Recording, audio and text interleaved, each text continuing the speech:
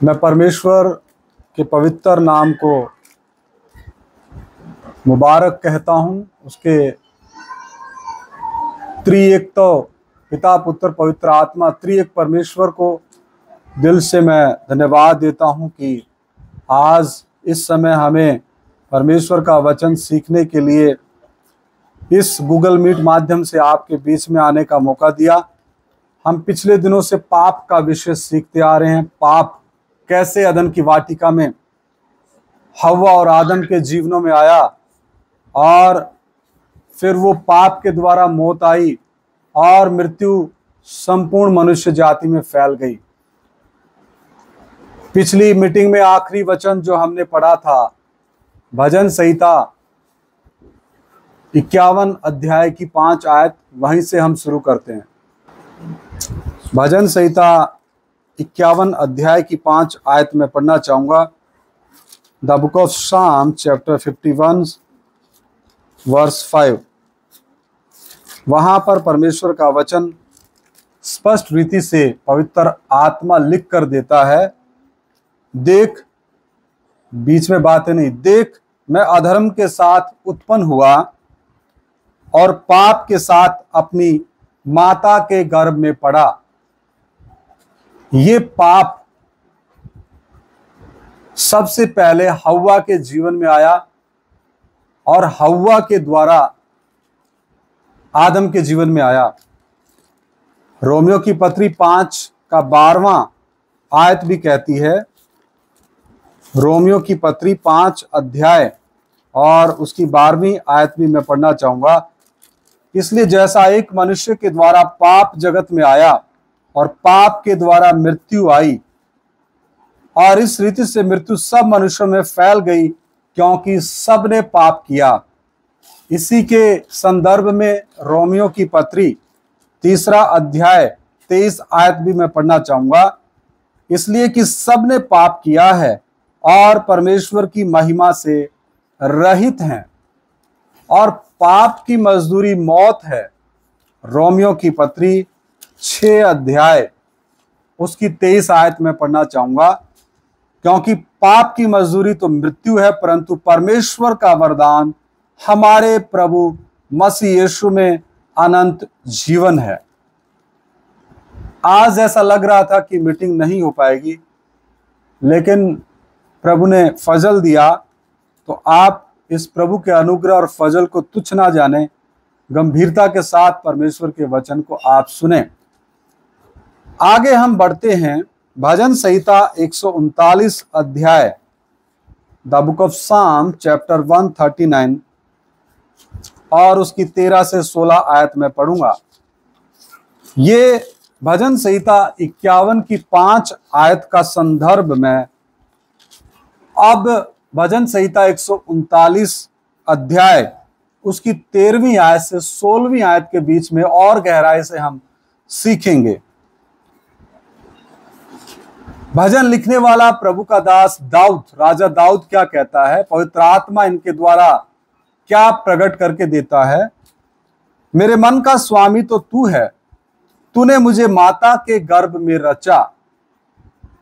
51 भजन संहिता 51 का 5 में देखा था कि मैं पाप के साथ मां के गर्भ में आया।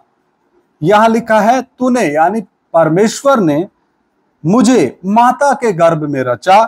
मैं तेरा धन्यवाद करूंगा इसलिए कि मैं भयानक और अद्भुत रीति से रचा गया हूं। तेरे काम तो आश्चर्य के हैं और मैं इसे भली भांति जानता हूं।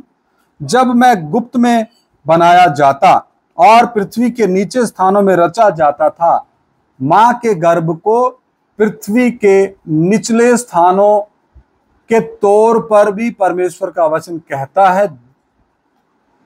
पृथ्वी के निचले स्थान जिनको हम देख नहीं सकते, तो मां के गर्भ को भी उसी तौर पर परमेश्वर का आत्मा प्रकट करके देता है।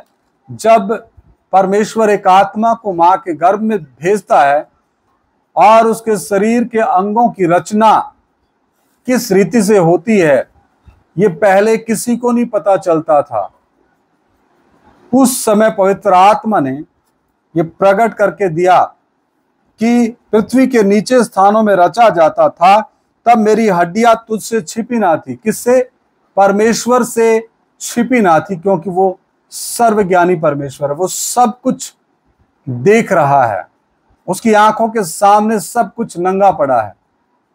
उस समय मनुष्य जाति के पास ऐसा कोई साधन नहीं था, लेकिन आज वर्तमान जगत में आप देखते हैं, मां के गर्भ में बच्चा आता है, कुछ सप्ताहों के बाद उसका अल्ट्रासोनोग्राफी शुरू हो जाती है। तो हम अपने ज्ञान के कारण ऐसे यंत्रों को मनुष्य जाति ने बना लिया, जिन यंत्रों के द्वारा हम अंदर बच्चे की हरकत को देख सकते हैं। और परमेश्वर का वचन भी कहता अंत के दिनों में ज्ञान बढ़ जाएगा। तो यहां पर भजन संहिता 139 13वीं आयत से 16वीं आयत में परमेश्वर का वचन कितना साफ कहता है। 16वीं आयत भी मैं पढ़ूंगा। तेरी आंखों ने मेरे बेडोल तत्व को देखा, और मेरे सब अंग जो दिन दिन बनते जाते थे, वे रचे जाने से पहले तेरी पुस्तक में लिखे हुए थे। हालेलुया। मां के गर्भ में तो आत्मा बाद में आता है, उससे पहले स्वर्गीय स्थानों में परमेश्वर के पास हर मनुष्य के लिए जीवन की पुस्तक जो है, उसमें सारी बातें, यहां लिखा है, वे रचे जाने से पहले तेरी पुस्तक में लिखे हुए थे। कोई भी गलत कदम उठाने से पहले इस वचन के ऊपर जरा गौर कर ले, और जो गलत कदम उठा चुके हैं वो हृदय की सच्चाई के साथ पश्चाताप करें। मां के गर्भ में आत्मा, प्राण और शरीर रचे जाने से पहले परमेश्वर के पास जीवन की पुस्तक में सब कुछ लिखा रहता है। कितना गंभीर ये विषय है। एक एक आत्मा कितना कीमती है। गंभीरता के साथ मसीह जीवन में आगे बढ़ना हमें हमारे निशाने पर लेके जाएगा, अन्यथा हम रास्ता भटक जाएंगे। आगे वचन हम देखते हैं, इसमें 2-3 बातें हमने देखी। रोमियो की पत्री 1:25 जो हमने पिछली बार पढ़ा था, और भजन संहिता 139 का 13 से 16वीं आयत में एक और आयत मैं पढ़ूंगा। जकरिया नबी की किताब 12वां अध्याय उसकी 1 आयत। जकरिया नबी की किताब 12वां अध्याय 1 आयत। जकरिया 12वां अध्याय 1 आयत। इज़राइल के विषय में यहोवा का कहा हुआ भारी वचन। यहोवा जो आकाश का तानने वाला, पृथ्वी की नींव डालने वाला और मनुष्य की आत्मा का रचने वाला है, उसकी यह वाणी है। यहां पे लिखा मनुष्य की आत्मा का रचने वाला है। तो रोमियो की पत्री 1:25 में 3 बातें हमने देखी। पहली, पापी मनुष्य जाति ने परमेश्वर की सच्चाई को झूठ बना डाला। दूसरा, मनुष्य जाति ने सृष्टि की उपासना शुरू कर दी और सृष्टि की सेवा शुरू कर दी। तीसरा, वो सृजनहार को, सृष्टिकर्ता परमेश्वर को भूल गए। उससे आगे हम बढ़ते हैं, पुराने नियम से कुछ वचन हम देखते हैं। यशायाह नबी की किताब 44 अध्याय 44 और उसकी 20 आयत। यशायाह 44 अध्याय और उसकी आयत नंबर 20 मैं आपके सामने पढ़ना चाहूंगा। यशायाह नबी की किताब 44 अध्याय और उसकी 20 आयत। वह राख खाता है, कौन? मनुष्य।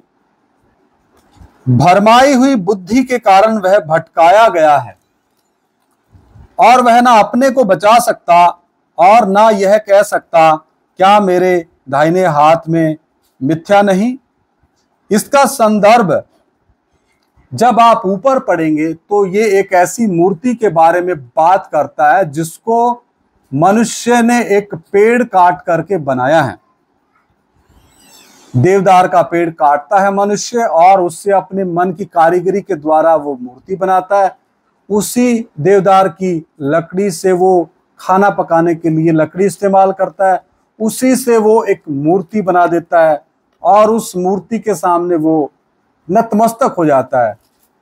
मैंने बार बार आपको बताया कि बनने वाली चीज हमेशा सृष्टि होती है और उसका बनाने वाला सृष्टिकर्ता होता है। तो देवदार की लकड़ी को काटने वाला मनुष्य, उस लकड़ी से कारीगरी करके एक सुंदर मूर्ति बनाने वाला एक मनुष्य, तो फिर उस मूर्ति का सृष्टिकर्ता कौन हुआ? वो मनुष्य खुद हुआ। और वो मनुष्य उसकी भरमाई हुई बुद्धि के कारण, जो मैंने पहले भी पढ़ा था, पहला यूहन्ना 4:19 में सारा संसार दुष्ट के वश में पड़ा, और दूसरा करंथिया 4:4 में, और उन अविश्वासियों के लिए जिसकी बुद्धि इस संसार के ईश्वर ने अंधी करके रखी, वो भरमाने वाला है। शैतान भरमाने वाला है। तो यहां पर मनुष्य जाति उसी लकड़ी से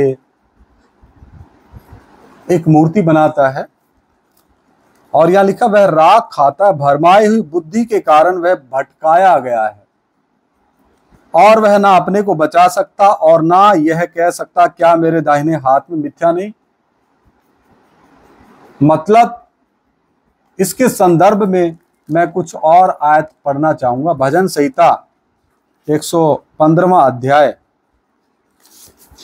भजन संहिता 115वां अध्याय 2 आयत से लेकर के 8 आयत तक मैं पढ़ना चाहूंगा। जाति जाति के लोग क्यों कहने पाए उनका परमेश्वर कहां रहा?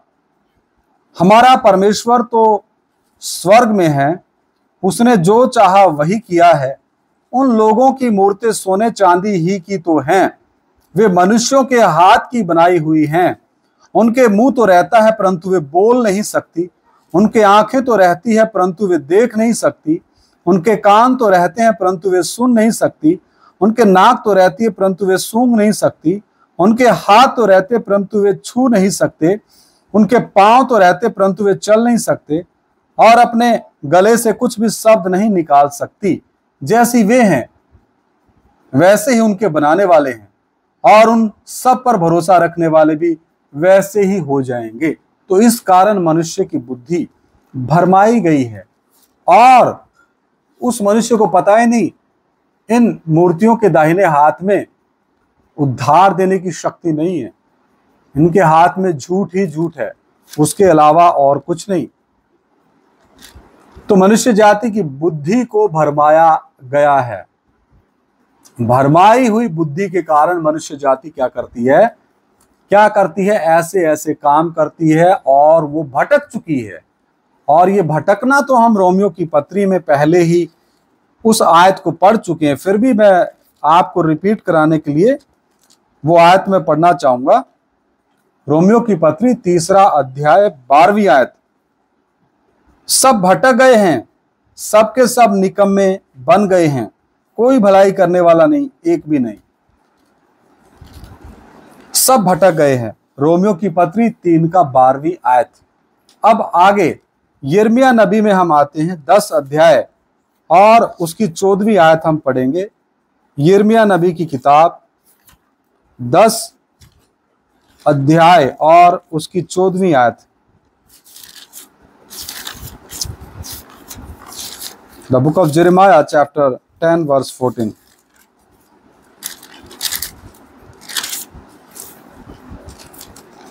सब मनुष्य पशु सरीखे ज्ञान रहित हैं, अपनी खोदी हुई मूर्तों के कारण सब सुनारों की आशा टूटती है, क्योंकि उनकी ढाली हुई मूर्तें झूठी हैं और उनमें सांस ही नहीं।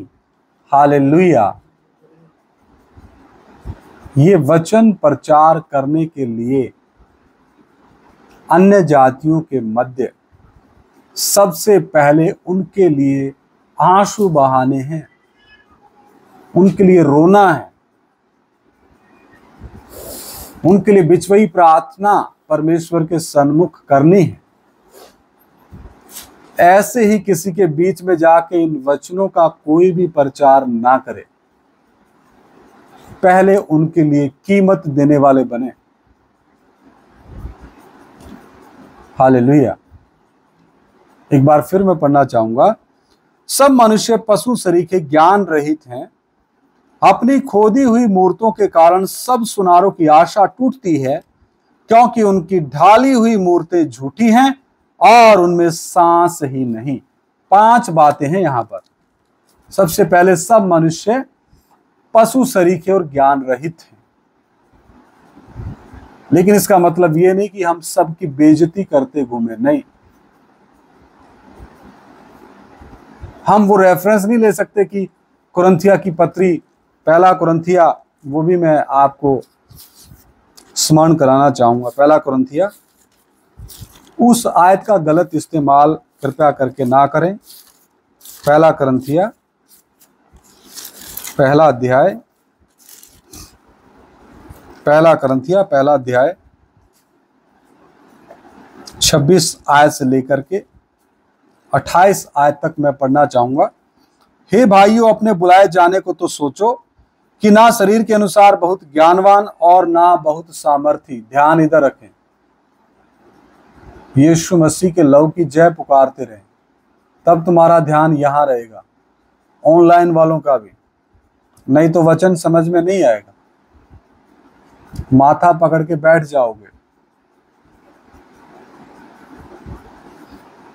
आगे लिखा है, ना शरीर के अनुसार बहुत ज्ञानवान और ना बहुत सामर्थी और ना बहुत कुलीन बुलाए गए, परंतु परमेश्वर ने जगत के मूर्खों को चुन लिया है। पहली बात, कितना भी बड़ा प्रकाशन परमेश्वर हमें दे दे, तीसरे स्वर्ग तक भी उठा ले, परमेश्वर हमसे भेद की बातें भी करे, पवित्र आत्मा आने वाले भी बातें हमें बताए, फिर भी घमंड नाम की चीज एक सेवक के अंदर होनी नहीं चाहिए। क्योंकि प्रभु यीशु मसीह मन में दीन है, वो नम्र है, और वही स्वभाव हमारे अंदर भी आना निहायत ही जरूरी है। सबसे पहले हमने ये ध्यान रखना है कि हम तो क्या थे, हम क्या थे? हम तो मूर्ख थे और परमेश्वर ने हमें चुन लिया। इसलिए टूटा मन हमारा रहना है कि ज्ञानवानों को लज्जित करें। अब उस वचन को समझाने के लिए ये वचन मैंने पढ़ा, वहां पे लिखा है, यिर्मयाह नबी की किताब 10 अध्याय और 14वीं आयत जो हमने पढ़ी थी, सब मनुष्य पशु सरीखे ज्ञान रहित हैं। ये परमेश्वर कह सकता है, लेकिन हम अन्य जातियों के बीच में अपने आप को ज्ञानवान साबित करने के चक्कर में ये वचन का प्रचार ना करें। इसके लिए बहुत धैर्य, सहनशीलता, नम्रता, दीनता, प्रार्थना, लोगों के लिए रोना, उपवास, प्रार्थना, और प्रभु की आत्मा के अनुसार ही इस वचन को हम समय आने पर पवित्र आत्मा के प्रकाशन के अनुसार ही लोगों को नम्रता के साथ बताएं। आगे लिखा है, पहला कुरिन्थिया 27 आयत, परंतु परमेश्वर ने जगत के मूर्खों को चुन लिया है कि ज्ञानवानों को लज्जित करें, और परमेश्वर ने जगत के निर्बलों को चुन लिया है कि बलवानों को लज्जित करें, और परमेश्वर ने जगत के नीचों और तुच्छों को, वरन जो है भी नहीं, उनको भी चुन लिया है कि उन्हें जो है व्यर्थ ठहराए। ये काम कौन करेगा? ये काम करने के लिए पवित्र आत्मा लोगों को कायल करेगा पाप के विषय में। उसका भी मैं रेफरेंस आपको देता हूं। प्रेरितों के कार्य में आए, 2 अध्याय, प्रेरितों के कार्य 2 अध्याय प्रेरितों के कार्य दूसरा अध्याय। जब आप, मैं वैसे आपको बता रहा हूं, आपके मनन के लिए आप पढ़ें इनको। दूसरा पहला प्रेरितों के कार्य दूसरा अध्याय, माफ करना, प्रेरितों के कार्य दूसरा अध्याय 14वीं आयत से लेकर के आप 37वीं आयत तक जब पढ़ेंगे, जब प्रेरित पतरस के ऊपर पवित्र आत्मा पहली बार पूरे सामर्थ के साथ 120, अकेले पतरस नहीं, 120 चेलों के ऊपर पवित्र आत्मा पेंतीकुस्त के दिन जब उतरा, उसके पश्चात प्रेरित पतरस का जीवन बदल गया और प्रेरित पतरस को पवित्र आत्मा ने अपने हाथ में लेकर के 14वीं आयत से लेकर के 36वीं आयत तक उस जगह मौजूद लोगों से बात की। 36वीं आयत में पढ़ रहा हूं आपके नॉलेज के लिए, बाकी आप खुद पढ़ना।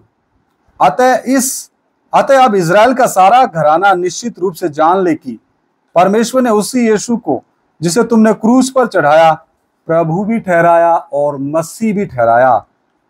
तब क्या परिवर्तन आया उनके जीवनों में। 37 आयत क्या कहती है?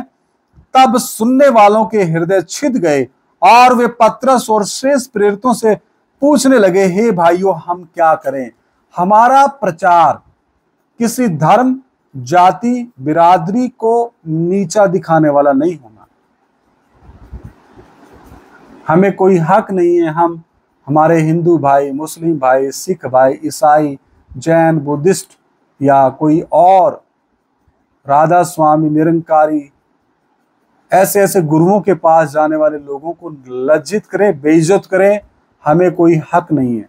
हमें एक ही हक है, उनके लिए आंसू बहा सकते हैं। वचन में लिखा, जो आंसू बहाते हुए जाते हैं वो बाद में जय जयकार करते हुए लवने पाते हैं। हालेलुया। तो यहां पर पवित्र आत्मा ने ही यहूदियों के हृदयों को कायल किया। और एक और आयत हम देखते हैं, यूहन्ना रचित सुसमाचार में आप आइए, the book of John chapter 16, यूहन्ना रचित सुसमाचार 16वां अध्याय,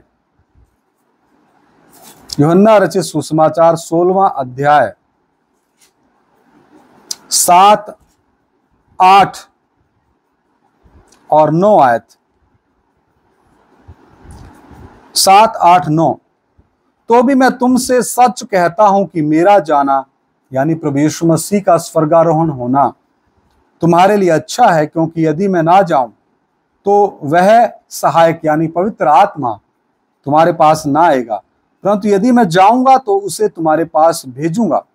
वह आकर संसार को पाप और धार्मिकता और न्याय के विषय में निरुत्तर करेगा। तो निरुत्तर करने वाला कौन? पवित्र आत्मा। निरुत्तर करने वाला कौन? पवित्र आत्मा। जब परमेश्वर का आत्मा अपने दास को वचन के द्वारा अपने हाथ में लेकर के लोगों के बीच में इस्तेमाल करेगा, तो पवित्र आत्मा ही अन्य जातियों को निरुत्तर करेगा कि नहीं, इस मनुष्य के द्वारा जो बातें कर रहा है वो जीवते परमेश्वर का जीवित वचन है। और वो निरुत्तर करेगा कि हम सब पापी हैं, हमारे ही पापों के कारण उद्धार के कर्ता देहधारी परमेश्वर प्रभु यीशु मसीह को क्रूस पे चढ़ाया गया। हमारे ही पापों के कारण उस पर ताड़ना पड़ी। तब उनको यशाया 53 अध्याय के वचनों को भी आप इस्तेमाल कर सकते हैं। जब हम पापी ही थे तो मसीह हमारे लिए मरा। उस समय पवित्र आत्मा अपनी इच्छा, अपनी मर्जी के अनुसार वचनों को उस सेवक या सेविका को दे करके इस्तेमाल करेगा और लोगों के विवेक में बात करेगा। और हर मनुष्य के अंदर आत्मा में जो अंग है, विवेक, अंतर्ज्ञान और संगति, वो विवेक ही उन लोगों को दोषी ठहराएगा कि आज तक तुम जिन्हें परमेश्वर मानते रहे वो परमेश्वर नहीं है। क्रूस पे लटका देहधारी परमेश्वर ही उद्धार करता है, मुक्तिदाता है। आज से मेरे जीवन में प्रभु यीशु मसीह आप ही मुक्तिदाता उद्धार करता हो, वो स्वयं प्रभु यीशु मसीह को ग्रहण करने के लिए आपके सामने आएंगे, पवित्र आत्मा लेकर के आएगा। 9 आयत क्या कहती है? पाप के विषय में इसलिए कि वे मुझ पर विश्वास नहीं करते। अब संसार को कोई बहाना नहीं है, क्योंकि परमेश्वर ने अपनी प्रतिज्ञा पूरी की। उत्पत्ति 3:15 स्त्री का वंश आएगा और वो शैतान के सिर को कुचलेगा। वो काम स्त्री का वंश, देहधारी परमेश्वर, परमेश्वर का दूसरा व्यक्तित्व, पुत्र का व्यक्तित्व प्रभु यीशु मसीह पूरा करके जा चुका है। अब वो अपनी कलीसिया बना रहा है, पवित्र आत्मा कलीसिया बना रहा है। यहां पर जो यिर्मयाह 10:14 में हमने देखा, यहां भी कुछ बातें हैं, 5 बातें। सब मनुष्य, पहली बात, सब मनुष्य क्या हैं? पशु सरीखे ज्ञान रहित हैं। इस वचन को कैसे आपने प्रचार करना है, ये पवित्र आत्मा तय करेगा। अपने ज्ञान और जोश में आकर के इतने गंभीर आयतों का प्रचार कभी ना करें। हम सभी के लिए आदर्श बनना है, किसी के लिए ठोकर का कारण नहीं बनना। दूसरी बात, उन्होंने अपनी अपनी मूर्ति खोदी है, बनाई, मनुष्य ने बनाई है, और बनने वाली चीज हमेशा सृष्टि होती है। तीसरी बात, सुनारों की आशा टूटती है। चौथी बात, उनकी ढाली हुई मूर्ति क्या है? परमेश्वर के सामने झूठी है। और 5वीं बात, उनमें सांस है ही नहीं।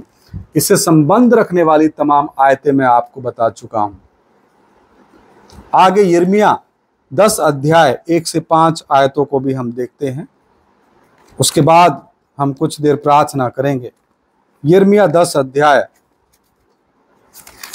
आप भी कृपया अपनी बाइबल खोल के जरूर इन आयतों को पढ़ें। यिर्मयाह 10 अध्याय, ये अच्छी आदत है, और यहूदी भी ऐसा करते थे।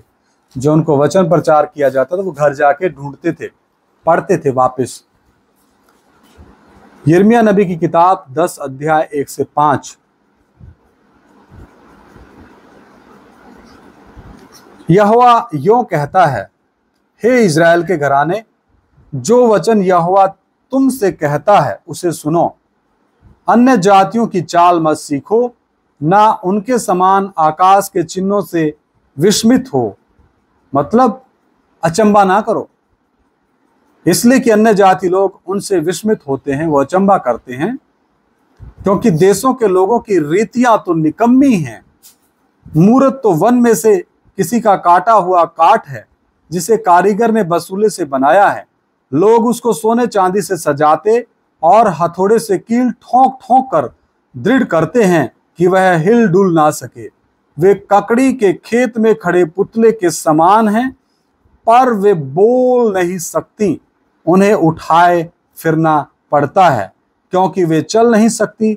उनसे मत डरो, क्योंकि ना तो वे कुछ बुरा कर सकती और ना कुछ भला कर सकती। मैं बार बार विनती करता हूं, इन वचनों को प्रचार करने से पहले हालेलुया अपना रिश्ता जीवित परमेश्वर के साथ जो मजबूत करेगा, वो ही विरोध के समय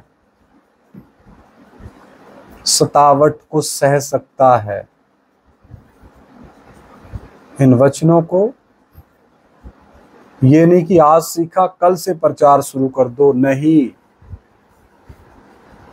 ये इस विषय से संबंध है, इसलिए ये बातें मैं आपको, ये वचन, ये संदर्भ, ये आयतें आपके बीच में लेके आ रहा हूं, ताकि आप और अधिक गहराई से इन वचनों को सीखें। किस रीति से पाप के द्वारा मनुष्य जाति का इस्तेमाल शैतान करता है। शैतान चाहता है कि मनुष्य अपने ही हाथ के बनाए हुए सोने, चांदी या लकड़ी, उनके मन की इच्छा के अनुसार जो उन्होंने उनको रूप दिया है, मनुष्य चाहता है कि हम इन्हीं के सामने नतमस्तक रहें। और ये हमारी मर्जी से चलें। ये रहस्य है, क्योंकि मनुष्य ने परमेश्वर की मर्जी से चलना अदन की वाटिका में ही छोड़ दिया। पहले ही मूल पुरुष आदम और उसकी पत्नी ने छोड़ दिया, और यही आदत तमाम आदम वंशियों के अंदर आ गई।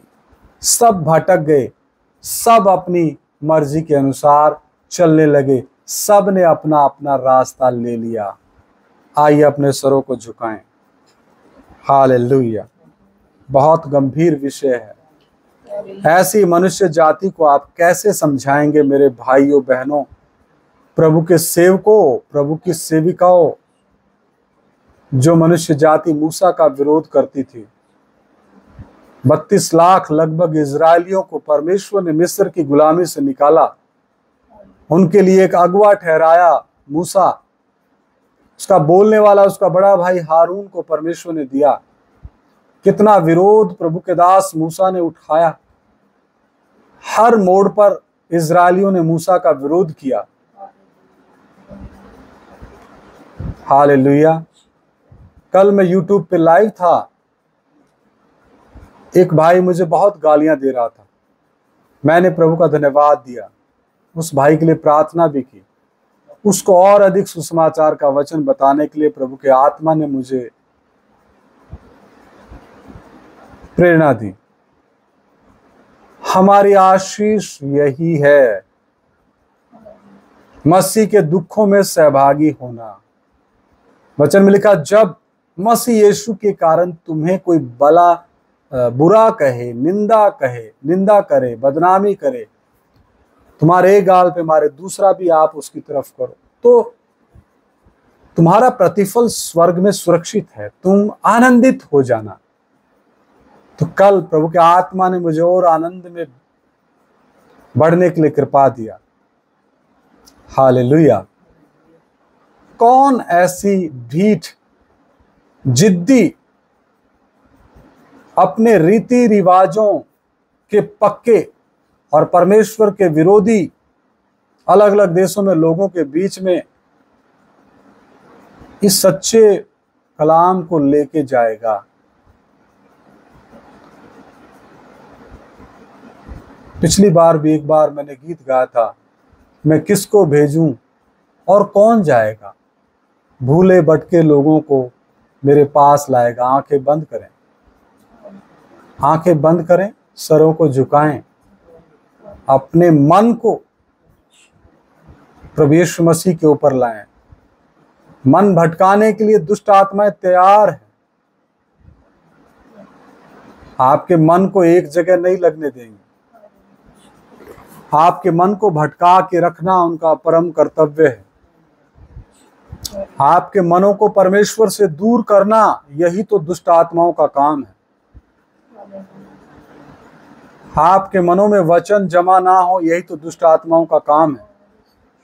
और आपके मनों में इन वचनों की जड़ ना लगे, यही दुष्ट आत्माएं चाहती है।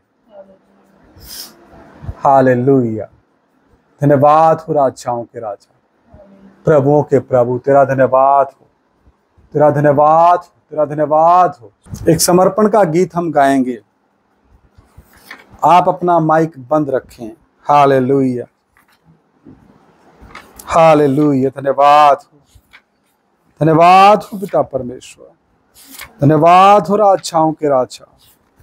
तेरे नाम की तारीफ हो प्रभु, तेरे नाम की महिमा हो, तेरे नाम की जय जयकार हो।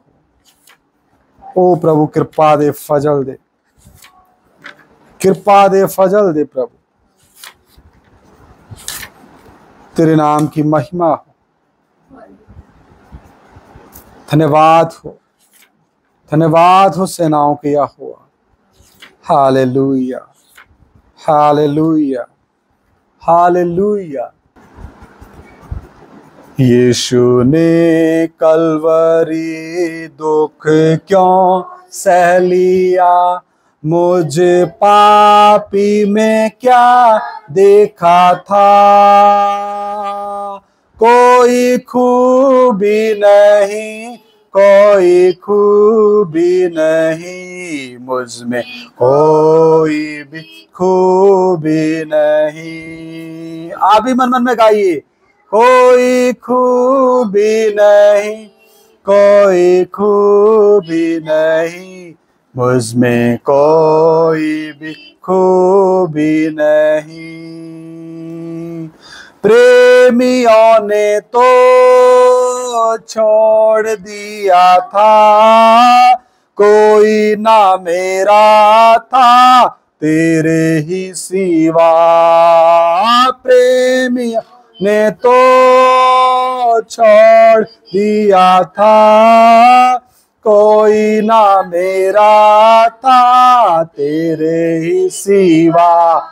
यीशु ने कलवरी दुख क्यों सह लिया, मुझ पापी में क्या देखा था।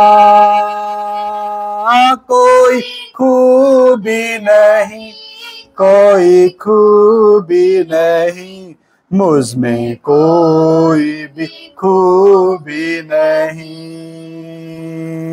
कोई खूबी नहीं, कोई खूबी नहीं, मुझ में कोई भी खूबी नहीं।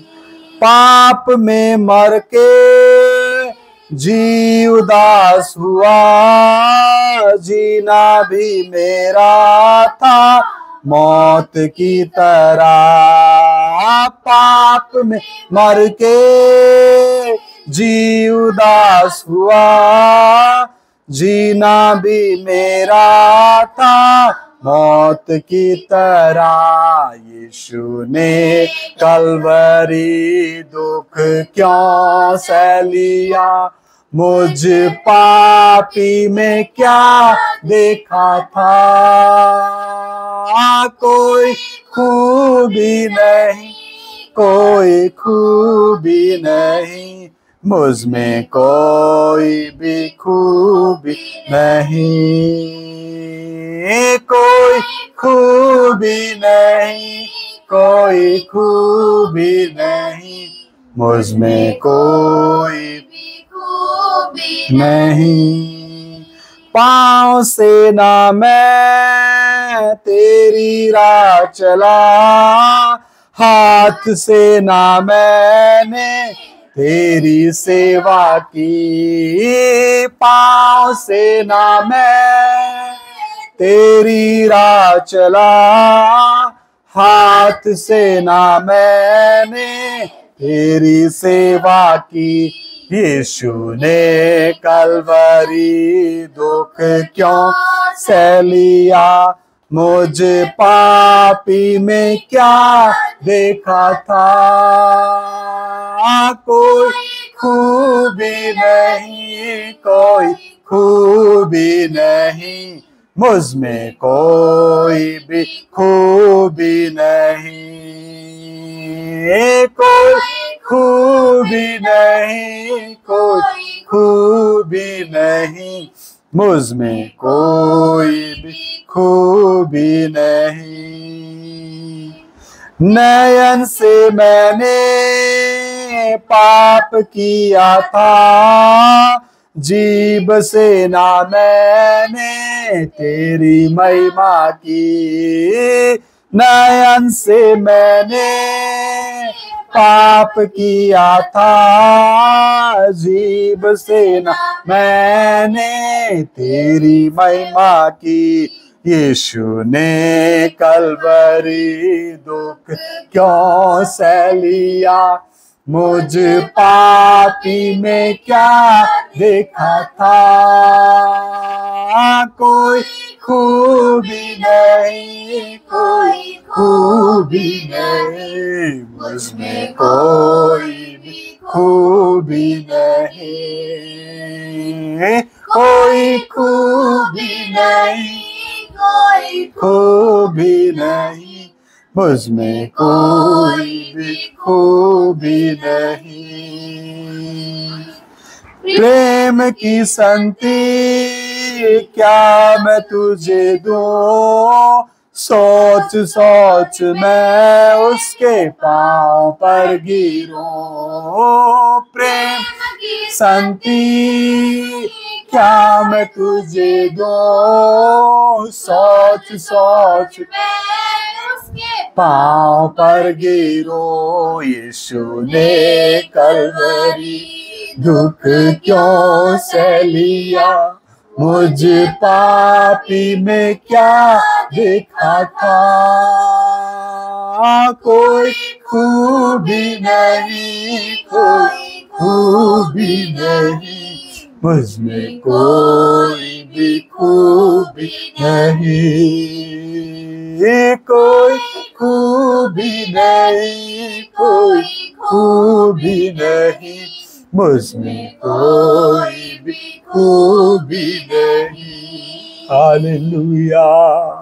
सचमुच प्रभु कोई खूबी नहीं है मेरे अंदर पिता, आपकी दया फजल अनुग्रह मुझे अपने हाथ में लिया पिता, मुझे हर प्रकार के घमंड से बचाना मेरे परमेश्वर, हर प्रकार के गड्ढों से बचाना, मैं गिर ना जाऊं, हर प्रकार से बचाना मेरे परमेश्वर, पवित्र आत्मा मेरी अगुवाई करना। हालेलुया। घमंड का आत्मा हमसे दूर रहे प्रभु, और नम्रता का आत्मा छाया करता रहे पिता। हालेलुया। रहतुने बेशादे अत्तना दिले रिकोले बेशमादे अंदरा रितेले बेशनो दे अत्तना दिने बेशकतरोले बे। प्रभु अन्य जाति हमारे भाई है, हिंदू हमारे भाई है, सिख हमारे भाई है, मुस्लिम हमारे भाई है, ईसाई हमारे भाई है, जैन हमारे भाई है, बुद्धिस्ट हमारे भाई है, जो आपको बिल्कुल नहीं मानते वो भी हमारे भाई बहन है पिता। हम किसी को ठेस नहीं पहुंचाना चाहते प्रभु, लेकिन तेरे वचन में जैसा लिखा वैसा ही प्रचार करना प्रभु, ना उसमें घटा सकते ना उसमें बढ़ा सकते प्रभु। कोई भी हमारा अन्य जाति भाई इन वचनों से ठोकर ना खाए प्रभु, आपका आत्मा उनसे बात करे प्रभु, आपका आत्मा ही उन्हें कायल करे पिता, वो उद्धार पाए, बहुतायत से पाए। रिखो नबाशना देयत्तनो दिलबेशना तुरबा रिगाले बेशनो देयत्तनो दुना बाले अस्सना दिने बेरका देने बेशो देयत्तनो दुना ले रे रिको लददनारे अस्सनो दुने बेशो देया हतुला बेनामे अस्सना दिने बेतलोरे अत्तनो दुना बा। ओहो प्रभु, सबके ऊपर आप दया करें, सबके ऊपर आप दया करें, सबके ऊपर आप दया करें, सबके ऊपर आप दया करें। हम किसी को तुच्छ नहीं समझते प्रभु, हमसे बहुत बड़े बड़े ज्ञानी पुरुष हैं, बड़े बड़े अधिकारी है प्रभु, आपने हम निकम्मों के ऊपर अपना प्रकट किया प्रभु, ये भेद तेरा धन्यवाद, तेरा धन्यवाद। हमेशा पवित्र आत्मा की नदी में हम डूबे रहे, सर आदर महिमा जलाल आपके नाम को देते रहे। हम सबको तेरे लहू से ढक लो, तेरे लहू से ढक लो प्रभु, नम्र कर दीन का, मसीह के ढील डोल में बढ़ते जाए, मसीह यीशु का स्वभाव हमारे जीवनों से दूसरों को दिखे प्रभु, ताकि तेरे नाम को महिमा मिले। जब हमारे में से कोई जा रहा तो लोग कहे सचमुच ये परमेश्वर का जन है, सचमुच ये परमेश्वर की बेटी है, सचमुच ये परमेश्वर का बेटा है। तेरे नाम की तारीफ करे प्रभु, सर आदर महिमा जलाल तेरे नाम को दे प्रभु, सर आदर महिमा जलाल तेरे नाम को दे पिता। अब हमें समझ में आया पिता, जो आपने मेरी पत्नी को बीमारी दी उसके पीछे आपकी कितनी अनंत काल की योजना थी पिता, तेरा धन्यवाद करते हैं। रोमियो 8:28 कहता, परमेश्वर से प्रेम करने वालों के लिए हर बात मिलके भलाई उत्पन्न करती है पिता। अगर हमारी ओ पिता, पत्री आपने जो मुझे पत्री दी वो बीमार नहीं होती, इस तरह हम एक साथ बैठ के आराधना नहीं कर रहे होते प्रभु। और इस बीमारी के द्वारा आपने हमें आत्मिक आशीषों से भर दिया। तेरा धन्यवाद करते हैं स्वर्गीय पिता। हर बात में हमें धन्यवाद करने के लिए कृपा दे। बाकी का समा तेरे हाथ में सौंप देते हैं प्रभु। ये प्रार्थना हमारे उद्धार के कर्ता प्रभु यीशु मसीह के सामर्थी और पवित्र और जलाली नाम से मांग लेते हैं। सुनो और ग्रहण करो। आमीन आमीन। बाकी का समा प्रभु के दास को देते हैं।